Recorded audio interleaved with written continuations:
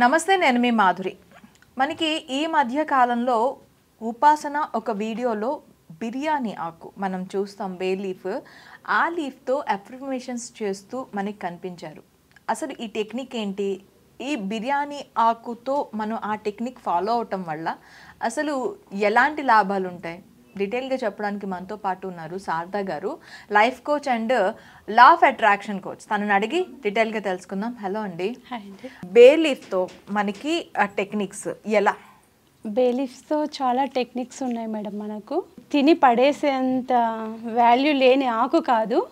బే leaf అంటేనే ఇది ఒక సుగంధ భరితమైనటువంటి బిర్యానీలో యూస్ చేసి ఈరోజు హైదరాబాద్ దమ్ బిర్యానీ చాలా ఫేమస్ అయింది కదా మేడం. ఈ బిర్యానీ ఆకు లేనిదే బిర్యానీ ఎక్కడ, దానికంత ఫ్లేవర్ రాదు, దీనికి అంత ప్రాముఖ్యత ఉంది. ఇది కేవలం ఫుడ్ పాయింట్ ఆఫ్ వ్యూలోనే కాదు మేడం, దీని నుంచి మనము చాలా నేర్చుకోవచ్చు.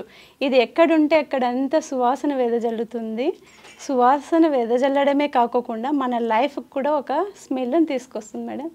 మనం ఏదైనా కోరుకున్నది జరగాలి అంటే బే లీఫ్ మీద మన అఫర్మేషన్ రాసుకొని దీన్ని కాల్చి మనం విశ్వానికి సమర్పించాము. బే లీఫ్ని మనం ఎందుకు తీసుకోవాలి? అన్ని ఆకులు వేయం కదా మేడం బిర్యానీలో. ఎందుకు బే లీఫ్ని ఎందుకు వేస్తాం? It's make taste and flavour and అన్నీ మనకి యాడ్ చేస్తుంది కాదు మేడం, దీని హెల్త్ పర్పస్లో చాలా మనకి యూజ్ అవుతుంది. మనం తిన్న వెంటనే గ్యాస్ ఫామ్ అవుతుంది కదా మేడం, గ్యాస్ని కూడా రిలీజ్ బయటికి చేస్తుంది. బిర్యానీ ఆకుకి అంత పవర్ ఉంటుంది. బిర్యానీలో వచ్చే ఆకుని తీసి పక్కన పెడతాం, కాకపోతే దాని హెల్త్ బెనిఫిట్స్ అన్నీ ఉంటాయి. మీరు దీన్ని పక్కన పడేసినా కూడా దీని నుంచి ఒక యాసిడ్ రిలీజ్ అయ్యి మీరు తినే రైస్లోకి వెళ్ళి దీన్ని మీరు పడేసినా యూజ్ అవుతుంది మేడం. ఎందుకంటే దీనిలో ఉన్నటువంటి పోషక పదార్థాలు ఏవైతే ఉన్నాయో అవన్నీ కూడా మనకి రైస్లో యాడ్ అయిపోతాయి. అప్పుడు మీరు దీన్ని తిన్నా పడేసినా పెద్ద ప్రాబ్లం ఏమి ఉండదు. ఇది మన బ్లడ్ని కూడా ప్యూరిఫై చేస్తుంది మేడం.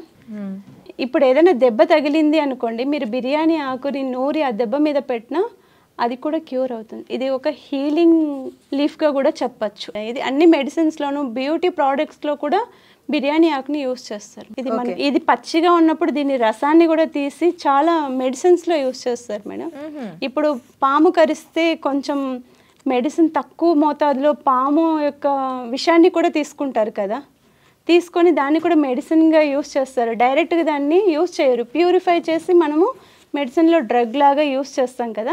బిర్యానీ ఆకు పచ్చిగా ఉన్నప్పుడు దాన్ని గ్రైండ్ చేసి వచ్చే రసంతో ఆయుర్వేదిక్ మెడిసిన్లో చాలా ఎక్కువ యూస్ చేస్తాడు మేడం. నవేడేస్ ఇంగ్లీష్ మెడిసిన్లో కూడా యూస్ చేస్తున్నారు. దీన్ని మనం హైదరాబాద్ బిర్యానీలో వేస్తే బిర్యానీకి కూడా అంత మంచి వాసన రావడం, ఇక్కడ వండుతున్నారంటే ఆ వీధి చివరికి స్మెల్ వస్తుంది, కేవలం ఈ లీఫ్ కారణంగానే వస్తుంది. మీకు ఏం కావాలనుకుంటే దాన్ని ఈ అఫర్మేషన్ మీద బిర్యానీ ఆకు మీద రాసుకోవాలి. ఫస్ట్ మనం అఫర్మేషన్ రాయాలి అంటే ఫస్ట్ బిర్యానీ ఆకుని చెక్ చేసుకోవాలి. ఏ ఆకు మీద అంటే ఆకు మీద రాయటానికి అఫర్మేషన్ పని చేయదు. ఇది ఇలా కాడని కలిగి ఉండాలి. ఓకే, ఎక్కడ కానీ హోల్స్ ఉండకూడదు. ఓకే, హోల్స్ ఉండకోకుండా లీఫ్ స్టార్టింగ్ పాయింట్ టిప్ ఉంటుంది కదా, ఆ టిప్ కూడా మనకి నీట్గా ఉండాలి. ఓకే, ఇలా ఉండడం ద్వారా మనము అఫర్మేషన్ రాసుకోవటానికి ఈ లీఫ్ పనికి వస్తుంది. మీకు ఎక్కడైనా చినిగిపోయినా లేకపోయినా ఈ కాడ సరిగ్గా లేకపోయినా టిప్ పని చేయదు మేడం. ఇది మీరు చేసి చూడండి, మీకే అనిపిస్తుంది. ఉన్నదానికి లేని దానికి డిఫరెన్సియేషన్ కూడా తెలుస్తుంది.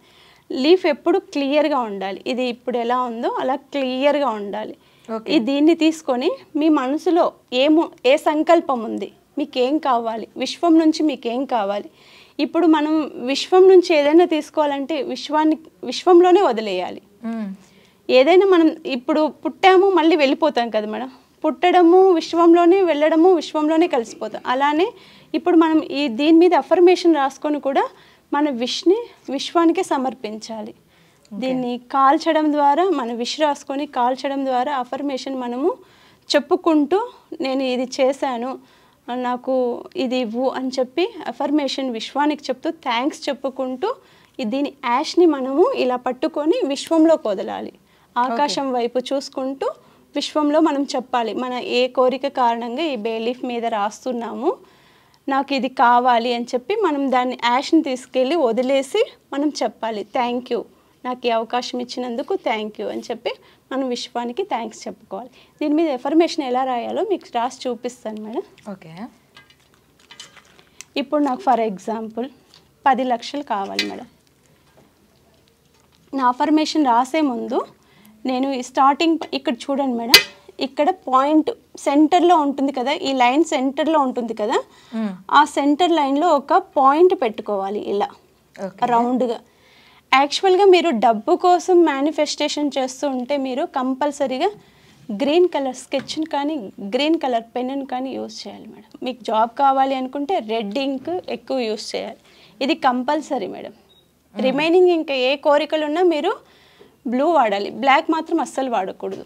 ఈ అఫర్మేషన్కి మాత్రము బ్లాక్ అనేది అస్సలు యూజ్ చేయకూడదు. మీకు మనీ కోసం రాస్తున్నారు అనుకోండి, కంపల్సరీగా గ్రీనే యూజ్ చేయాలి. కాదు ఇంకా జాబ్ పర్పస్ ఇలాంటి పిల్లల ఎడ్యుకేషన్ పర్పస్ అంటే కంపల్సరీ రెడ్డే యూజ్ చేయాలి. బిజినెస్ కావాలి అంటే బిజినెస్ బ్లూ ఇంక్తో రాసుకోవచ్చు. ఓకే. ఓన్లీ ఈ రెండింటికి ఎడ్యుకేషన్కి మనీకి మాత్రమే గ్రీన్ రెడ్ మేడం. రిమైనింగ్ మీరు బ్లూ వాడుకోవచ్చు, బ్లాక్ మాత్రం అసలు వాడటానికి లేదు.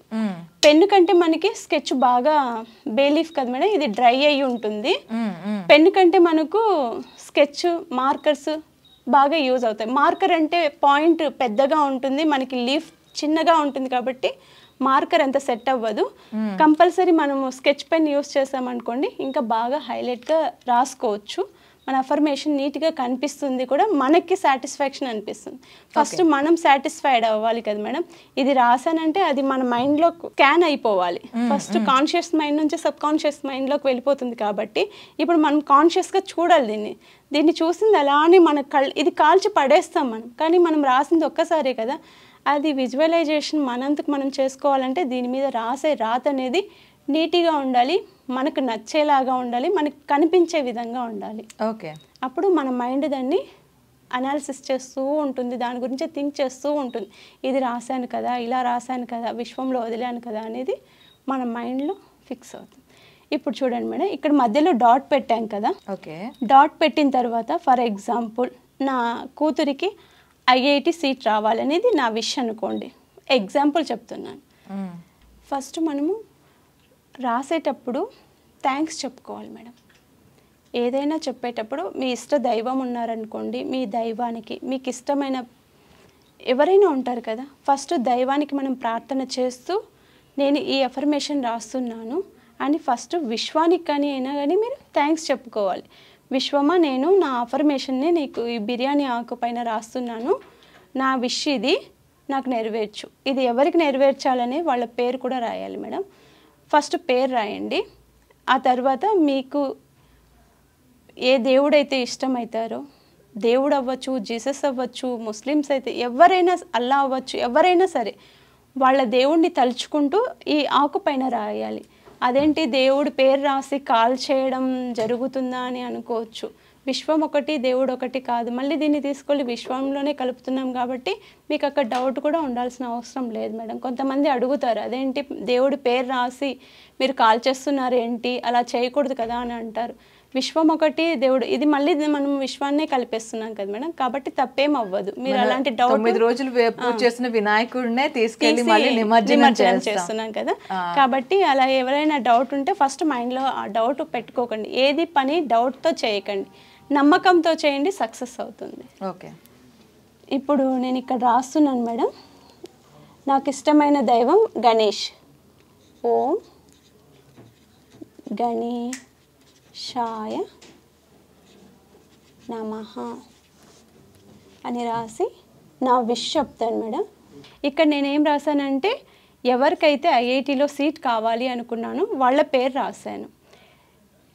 నేను ఏ దైవాన్ని ఇష్టపడతానో ఆ దైవాన్ని నేను ప్రార్థించాను, దైవమా నాకు ఈ సంకల్పం ఉంది, దీన్ని నెరవేర్చు అని చెప్పి నా సంకల్పం ఏమైతే ఉందో నా పాపకు ఐఐటిలో సీట్ రావాలి అనే అఫర్మేషన్ రాశాను.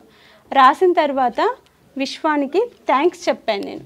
తెలియచేసిన తర్వాత ఇప్పుడు నేను ఈ క్యాండిల్ తీసుకుంటాను మేడం. ఈ క్యాండిల్ని వెలిగించి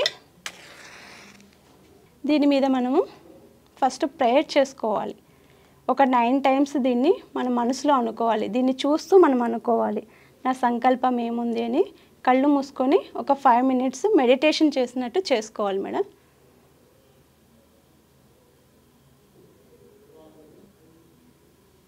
ఇప్పుడు దీన్ని నేను విష్ చెప్పుకున్న తర్వాత మేడం ఈ లీఫ్ని నేను కాల్ చేయాలి పూర్తిగా ఇక్కడ దాకా కూడా కాల్ చేయాలి.